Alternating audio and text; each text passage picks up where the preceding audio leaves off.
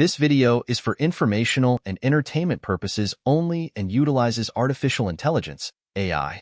The information provided may not always be accurate. For important decisions, consult experts or professionals. Today, we asked a big, difficult question. If you benefit financially from an institutional injustice that happened before you were born, are you ethically obligated to give up that advantage? Our guest is here to help us unpack it. Take it away. Thanks. That's a powerful question, and I want to start by saying, good on you for asking it.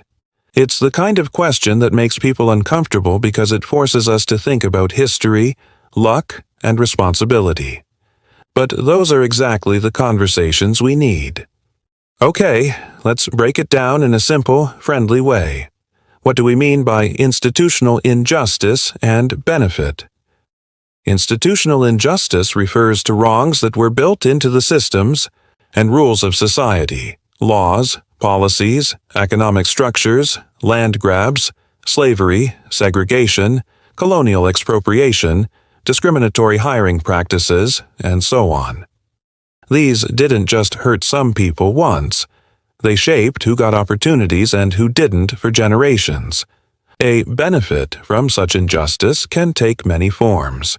Inherited wealth, land titles, business advantages, higher education access in a family line, or even better neighborhood infrastructure and schools that raise property values.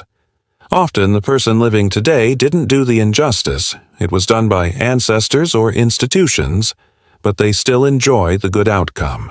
Are you morally obligated to give up that advantage? Short answer, not always in the simple, give it all away sense, but yes, you have moral reasons to act, and sometimes strong obligations to repair, redistribute, or redirect those benefits. Let me explain the reasoning. Two moral ideas that matter here. First, reparative justice. The idea that when harm was done, those who benefited have some duty to make things right. If your family built wealth from a system that dispossessed others, fairness suggests you should help fix the ongoing harms. Second, forward-looking justice, the idea that we should remove current unfair advantages and build a fair system for the future, even if we cannot perfectly fix the past. Put together, these push us toward responsibility. Recognize the benefit, figure out how much it contributes to present inequality, and act. But how strong is the obligation? That depends on a few factors. Directness of benefit.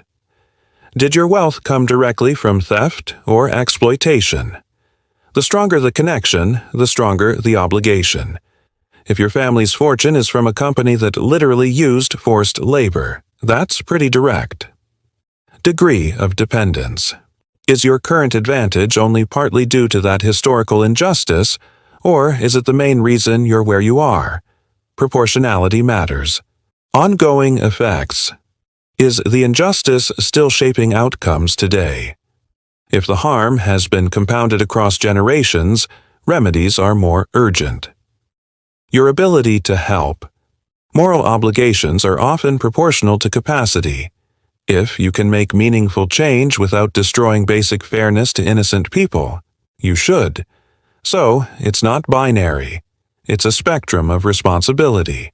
What does give up that advantage look like in practice? Here's where many people get stuck. Giving up an advantage doesn't always mean walking away from your job, selling your house, or promising never to accept help again.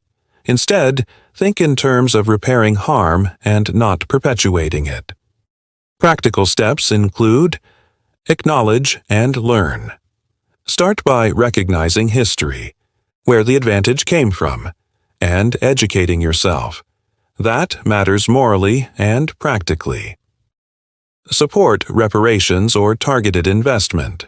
That can be donating to community-led funds, supporting reparative policies, land return, targeted scholarships, home ownership programs, or funding programs chosen by the harmed community. Redistribute opportunities.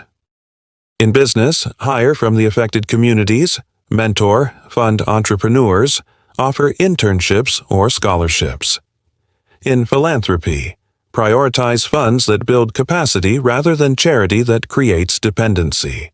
Advocate for structural change. Support laws and policies that reduce inequality. Progressive taxation, housing reform, educational investment, and voting rights. Change personal practices. If your wealth is tied to an exploitative company, divest or pressure that company to change. If your home sits on land with a history of dispossession, support local land trusts or community ownership options. Transform inheritance plans. Some choose to adjust wills or estate plans to leave a portion for reparative funds or community trusts. These are ways to share the burden and shift the structure that created the advantage in the first place. What about the "I didn't do it" reply? Am I just supposed to feel guilty? Guilt is not the most useful emotion here.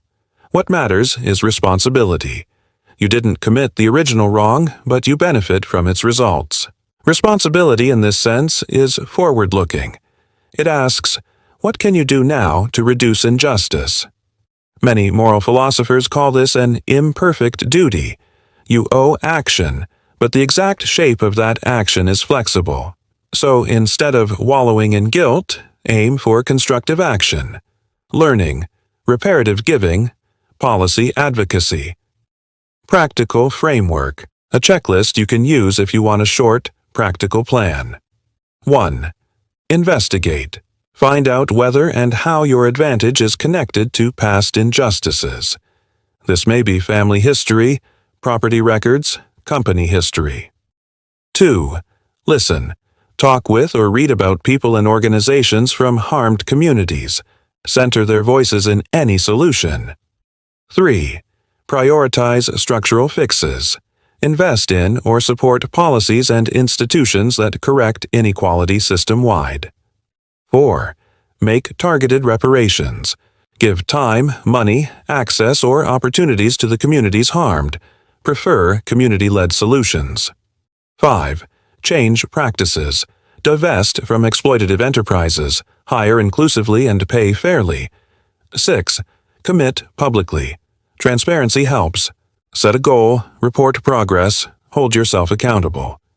A few common objections and short replies. This punishes innocent people today. The aim isn't punishment. It's correcting ongoing unfairness. Also, reparative steps can be designed to protect the vulnerable while shifting wealth in a just way. I can't possibly fix history. No, but you can reduce present harms and help the next generation have fairer chances. That matters. What about merit? I worked hard. Hard work matters, but recognizing structural luck doesn't deny merit. It just asks us to be fair about who gets what. You can both keep your dignity and act to repair injustice. Why bother? What's the moral payoff? There are several reasons to act beyond obligation: fairness, social stability, moral consistency, and personal integrity. Societies that address past wrongs tend to be more cohesive and less prone to conflict. On a personal level, choosing to make repairs deepens empathy and builds relationships across difference. Final practical encouragement. If you're listening and you realize you benefit from past injustice, don't let paralysis stop you. Start small. Donate to a community-led fund, mentor a young person from an affected community, use your voice to support policy change. Small, steady efforts add up and can redirect the advantages you've inherited into genuine opportunity for others. That was a lot of thoughtful, concrete guidance. Any last words for listeners who want to act but feel overwhelmed? Yes. Take the pressure off perfection. You don't have to solve everything today. Begin with curiosity and humility. Learn the history, listen to the people affected, and take one concrete step, whether it's a donation, a volunteer day, joining a campaign for policy change, or revising your estate plan. Over time, your actions can become more ambitious and better targeted. And remember, this is about building a future where fairness is the default, not an afterthought. That's a gift to everyone. Thank you. Practical, compassionate, and hopeful. Before we close, How can people follow your work? If this conversation resonated, please like, share, and subscribe to the Conversation with Aida channel. Share the episode with someone who's ready to listen and act. The more people asking these questions and taking small, sustained steps, the closer we get to a fair society. Thanks for having me. Thanks for listening. If you want more episodes like this, hit like, share with a friend, and subscribe to Conversation with Aida. See you next time.